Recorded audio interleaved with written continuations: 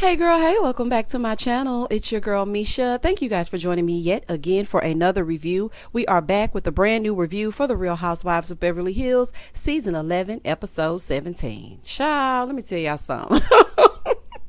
When I tell y'all, I laughed out loud at that dinner scene with Mauricio, PK, Dorit, and Kyle talking about Erika. When I tell y'all I hollered. Child, let's get into it if we gonna get into it. If you are new here, then welcome. I give lighthearted reviews with a little bit of laughter and a little bit of shade and a whole lot of detail. If you are back for a second, 13th, 14th, 17th time, then welcome back. Please do not hesitate to like, comment, and subscribe. Share this video with a friend if you get anything out of the content. Now, child, let's get into it. When the episode first opens up, Rhino, who is one of Dorit's multicultural employees, okay, he goes by the ladies' homes to invite them to an evening of glamour and romance. But child, when he stopped by Garcelle's house, she said, "Did you say romance?" "Yes, Garcelle, honey, but get on back inside, honey. Rhino came to drop off the invite." Baby Garcelle was looking like, "Do you come with the invite?" Ooh, child, it's a drought all the way up and through LA. Moving forward. It's 3 days till Dorit's party, right? So the party planner, Nick, stops by. It's raining, and Dorit is like, it never rains in LA unless you're planning a party outside. It never rains in Southern California. Shout out to Tony. Moving forward. They're trying to come up with an alternative because, in case it rains, they're going to need to move it on the inside. So she and her business partner are putting together a party to showcase her bridal dresses. And y'all know Dorit loves a good collaboration. Y'all remember when she decorated that restaurant and it looked a tacky fool? Honey, am I the only one that remembers that? In the next scene at the Hilton estate, Kathy and the girls are getting together, and Kathy and her dog Sue, they're speaking their own language and whatnot. I was like, what is happening, child? She laying all on the floor asking Kyle if she spoke to Sue, and they're like, okay, Scooby-Doo and the gang. Child, this is too much. Too much. Do y'all hear me? She's like, with COVID, it's nice for Erika to be there to get a facial. Not Erika, who was wearing a full face of makeup and ready to tell another one of those, "Oh, I forgot to tell you" type stories. Girl, let's get into it if we gonna get into it. Erika has not skipped self-care. I'm sure, Kathy. I'm sure she has been getting all the self-care that has been needed. So Kathy and Renna, they're getting a 24-karat gold facial, while Erika and Kyle are over there munching on carrots, right? So they put this gold, facial mask, but they cover up Renna's lips, and she's like, "Oh my God, it's like I'm muzzled." Well, she's like, "Maybe I should be muzzled more often." Yeah, because we could use a break from you and your lips, honey. Go hush mouth like you do about Erika's legal woes. Moving forward, the facialist is telling her to repeat this mantra: "I honor my intuition. The third eye will always guide me." Well, it's certainly guiding Sutton, honey, but y'all don't want to talk about that. That's a conversation for another day. So the producer asked, "What is the third eye, Kathy?" Child, she don't even know. Let's continue. Over on the couch, this is where it's getting good, child. Y'all, ooh, child, get ready. So over on the couch, Kyle is asking Erika about Garcelle's dinner, right? And she's like, "Yeah, you really need to talk to Sutton." Erika was like, "No, the door is closed." The door is closed. Shout out to Portia and Nene Leakes. So she's like, "No, she talked about me being a liar, so the door is closed. I really don't have time for that. I have a lot going on, and I don't need that in my life." And then she goes, "Because, Tom's house was broken into and he confronted the robber, and then he had eye surgery, and then my son had to go over and help them, and then my son rolled his car 5 times on the way home." Lady, what? Oh my God. This is outrageous. Your family has a way with motor vehicles, honey. I tell you that. They will roll a car and still continue on if they don't do nothing else. She's like, "Yeah, I'm under a lot of stress right now." Erika, please, honey, give me a break. These outlandish stories are ridiculous at this point. It is really something wrong with you. So Kyle, of course, she's like, "Wait, what?" Kyle, get it together, child. Yes, that's what we want to know. Exactly what is happening, and why do you keep coming up with these same car stories, girl? The infatuation with rolling a car at this point is just ridiculous. So Erika said, "Yeah, this happened Saturday." Kyle goes, "So at Garcelle's party, at the time of her party, you knew about this and it happened?" She's like, "Yeah." Girl, okay. So Kyle goes, "There seems to be a pattern." Yes, a pattern of lies that involve car accidents, girl. Kyle said, "We will spend time with Erika and then find out later on that there was a big situation that she didn't share." She said, when Erika does this, it makes it hard to support her. Of course, y'all are not her real friends. You are her co-stars in the story of her twisted life. Kyle, keep up. Child. So then she starts saying she got a call at 3 a.m. but didn't get the call until 6 a.m. from the Pasadena Police Department. Child, why I wanted to get on the phone and call the Pasadena Police Department. Excuse me. Yes, I know this is 911 and whatnot. But do you happen to have anything on file for a Erika Jane, a Erika Girardi, a Tom Girardi, somebody saying that this happened on the night in question? And furthermore, if you got the call at 3 a.m. but didn't get it till 6 a.m., but Garcelle's party happened after the fact or before the fact, honey, all of it is a lie. Okay, you did not go to that party with that information. You went home and came up with the information a little bit later. Now, I'm going to tell y'all my theory of what I think happened, but we'll get into that as we get into it. And another thing, if Tom's home was broken into, why would they call you? Like, none of this is making sense. And who called you, like, or from said jail or from said police department? Like, who called you? Child is just a fool. So she's like, yeah, Tom confronted the burglar. So Kyle was like, Tom confronted the burglar? Child, not y'all staging a burglary so you can keep all of those things y'all acquired with the victim's money. Child, y'all ain't fooling me. Moving forward. So Tom confronted burglars and they let him leave because his glaucoma was acting up. Girl, goodbye. Girl, goodbye. Do y'all hear me? And I do mean goodbye, allegedly. Honey, I don't know. I just feel like these far-fetched stories are being written for her to recite. Because, I mean, this is just some ridiculousness. So then she goes, yeah, then he had to go to the hospital. Kyle was like, why? She said, yeah, he had his glaucoma and the pressure and the anxiety and whatever. I'm not sure. I haven't spoken to him. Well, how do you know every minute detail if you haven't spoken to him or his attorney or somebody attached to him? Girl. Then Kyle said, well, who rolled the car? She goes, it was snowing and on the way home he rolled the car. Here go Kyle. It snowed in Pasadena? Girl, no, it never rains in Southern California. It never snows in Pasadena. Erika's a full-on lie. And then the way that she's telling this story like it's no biggie, that's the even more scary part. I'm like, oh, child, honey, it would be no way I could surround myself with Erika. Absolutely no way. So Kyle is like, so if Tom was burglarized, how did she find out? From the PPD. Keep up, Kyle. She's like, did the burglar hurt Tom? Was your son hurt? Kyle, don't start asking these questions in this confessional, honey. This is the inconsistency and the foolishness that Sutton was referring to. So then Kyle is like, this is an unbelievable story and is not saying that I don't believe her, but the story is unbelievable. Honey, if the story is unbelievable, therefore, and thus and such, you don't believe her. Oh, Kyle. Oh, child. So Kyle is like, so it was snowing in Pasadena. He lives further out. Where? In Denver, Colorado? Girl, what are you talking about? He lives further out. Okay. I think Erika is doing this to plead insanity during her trial because she behaves like someone that is not all there. Something is wrong with her. She really says these things and continues on with her day. So then Kyle was like, so is Tom okay? Erika was like, he made it out of surgery. I don't know after that. So how do you know that he made it to surgery? Okay, this is my thing. This is what I think happened. Child, the real story is Tom probably had glaucoma surgery planned, okay? And her son was the one taking him. And he mistook her son for the robber because he can't see worth a damn. After realizing it was him, he went on about his day and got the surgery. Erika went home and said, oh my gosh, the fact that he thought you were a robber, I could use that. Kyle is gullible. I'm going to meet with her tomorrow. I'll make sure to plant this. That is ridiculous. I sound ridiculous even coming up with the alternative plan. Child is a fool. Her son told her, and the story of the cops and robbers was born. Honey, and if that ain't it, I don't know what is. Child, I have cracked the case. Jinkies. Child, this is a fool.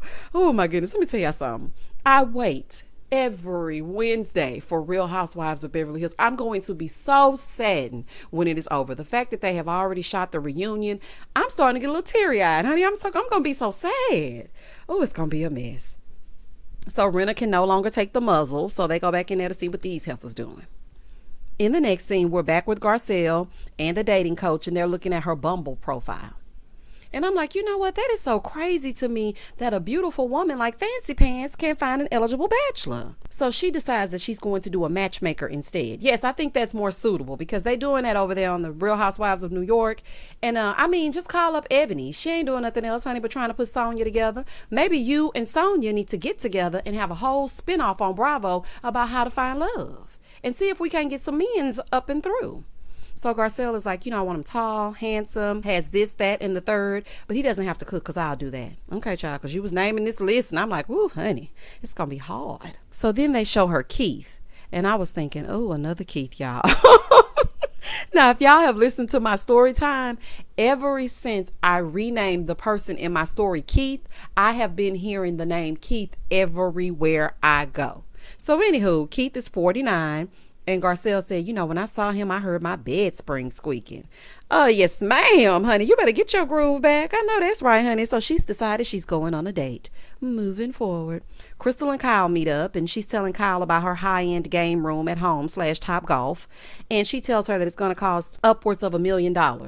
Lord, I've seen what you've done for others. Child, I just need to touch the hem of his garment. When I tell y'all, let me tell you something.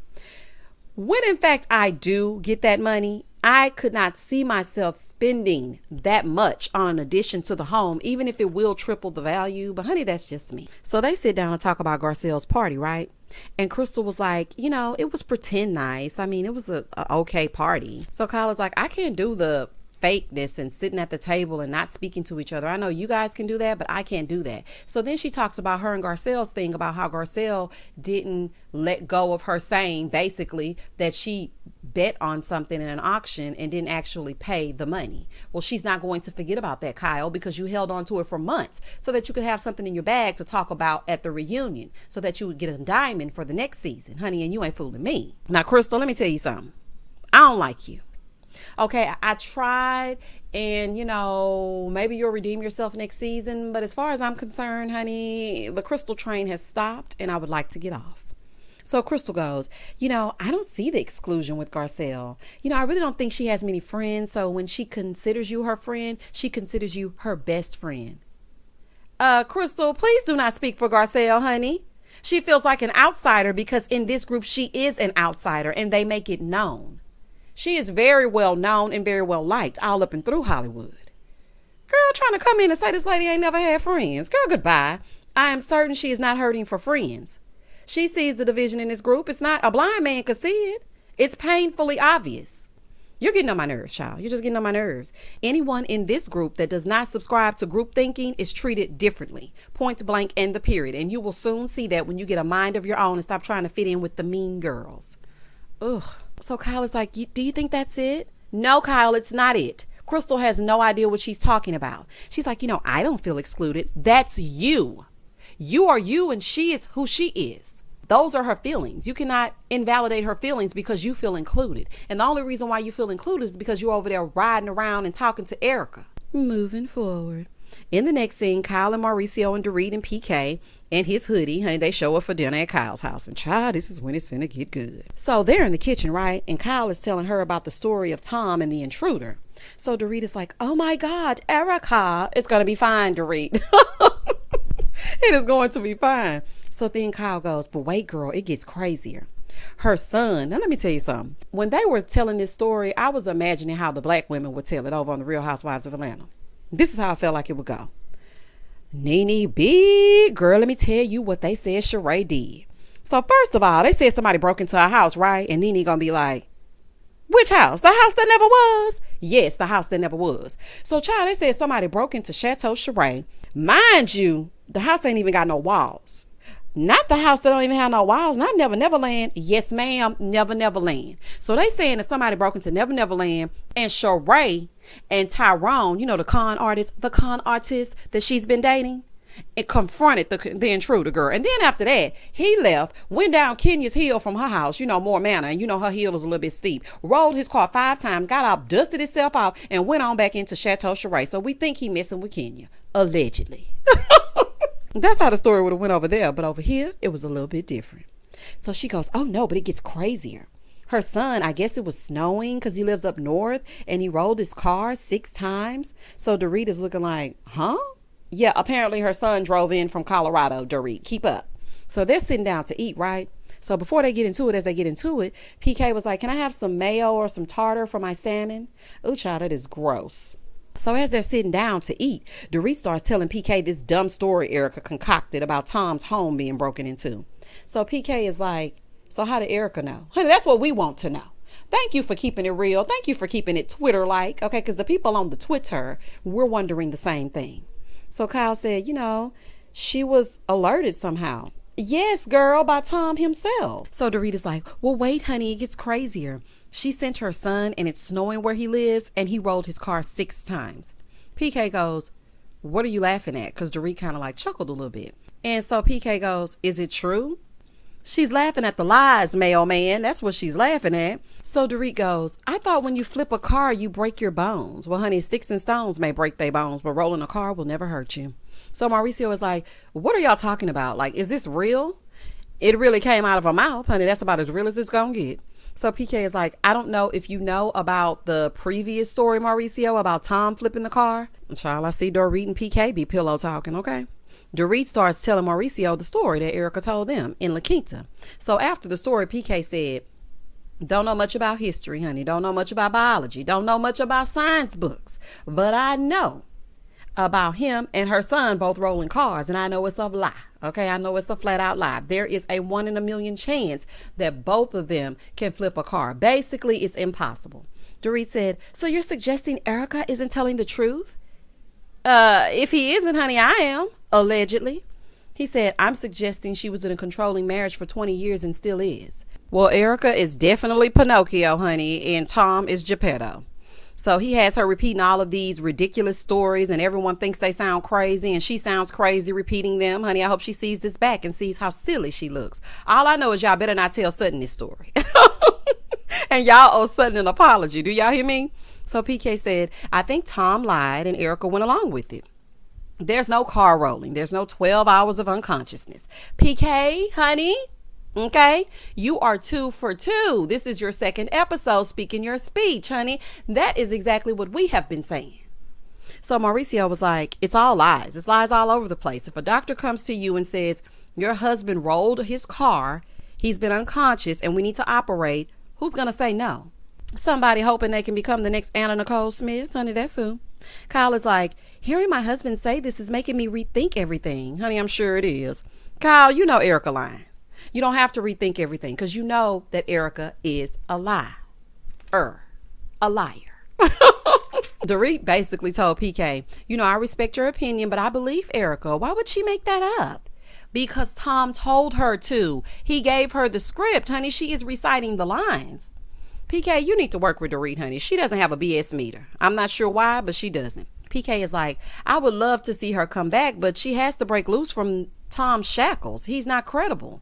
I don't feel people will ever view Erika any different after this. She pretty much damaged her entire image, if you ask me. So then Dorit comes up with another scenario. As she's telling the story, PK is laughing uncontrollably, honey, because the story is a fool. And Dorit is like, well, maybe if they operated on the ankle, but not the brain. So then PK goes, yeah, I could just see it now. No. Don't focus on the brain. Let's focus on his ankle. And they're all cackling, honey, laughing it up. And let me tell y'all something. I was too. I was hollering during this part of the episode. Do y'all hear me? And I do mean cackling. He's like, he's a 79-year-old lawyer. He's not a soccer player. I know that's right. You know what? I am really starting to like PK. Next season, more PK. Less Dorit, please. And less Erika. Moving forward. It's the day of the party. It had to be moved inside. So Kyle calls Erika Jane to see if she's going to be fine seeing everybody. Girl, who cares?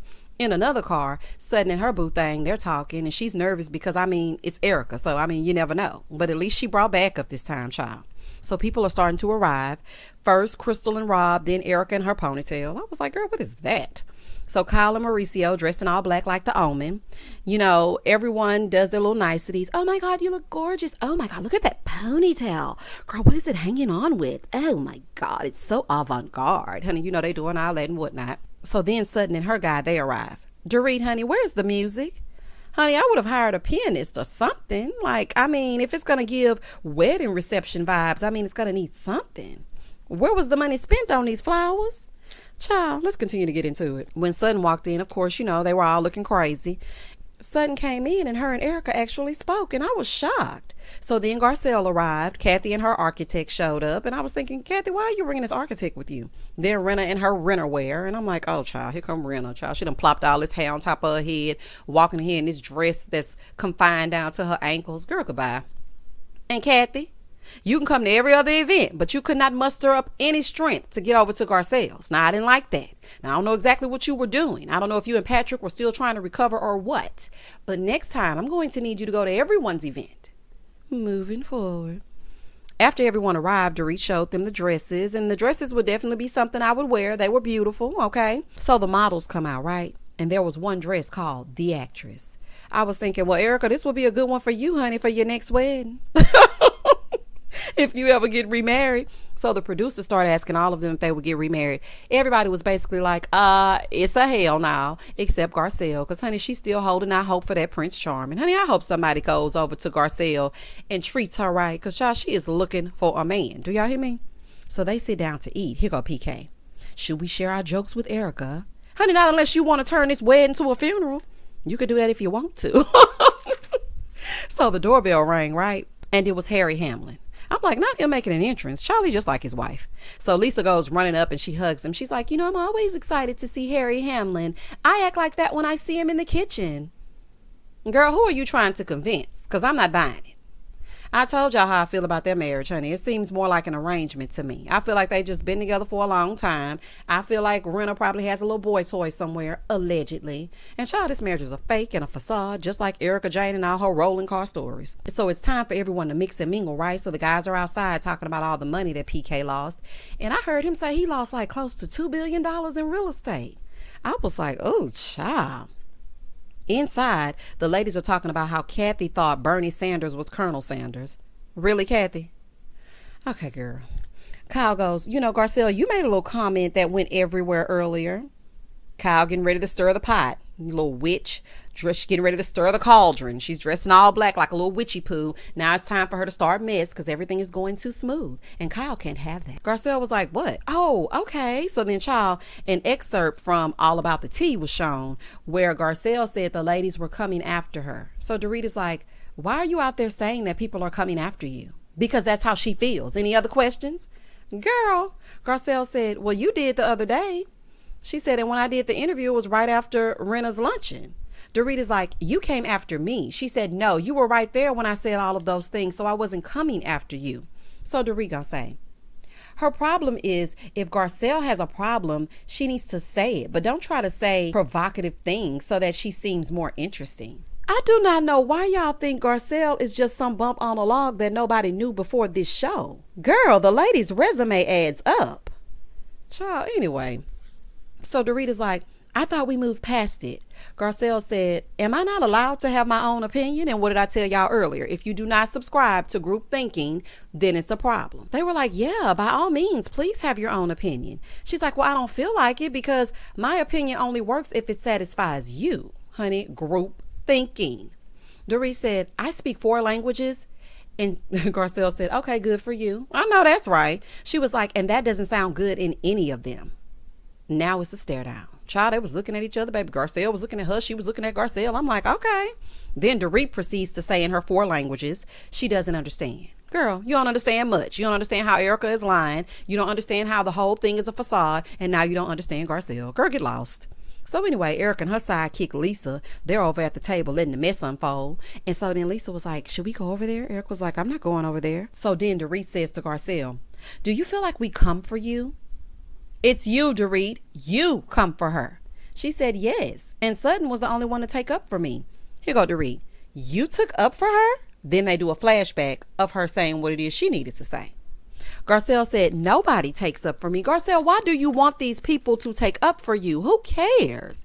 So Dorit is like, I don't feel like you're an outsider in this group. That is your feeling. That doesn't make her feeling not valid. Then she starts talking about Renna. So Garcelle is like, you know, Renna isn't even taking up for me. She's just sitting over there. Garcelle, Renna is your coworker. Nothing more, nothing less. Erika is like, maybe you should go over there. That's what she's telling Lisa. Lisa is like, no, not yet. Honey, basically because she wants to see everything go up in flames before she walks over and try to pretend like she actually cares. She's like, you know, I am all about injustice. Not injustice, The way that y'all treated Denise last season? Girl, shut up. Of course, you know, she wants to see it go down. She loves Garcelle being tag team. She's like, Garcelle can handle Dorit. She's a big girl. I could slap her in his face.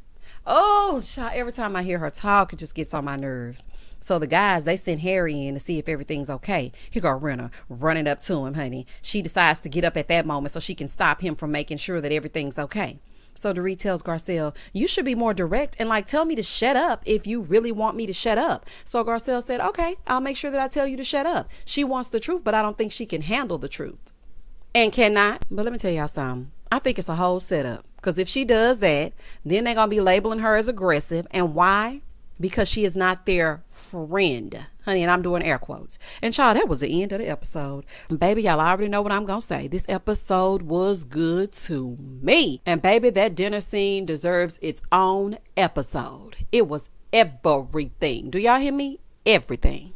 Please don't hesitate to like, comment, and subscribe to my channel. Comment down below and tell me exactly what y'all thought about yet another car flipping story. And as always, stay safe, stay blessed, spread love, not germs. Peace.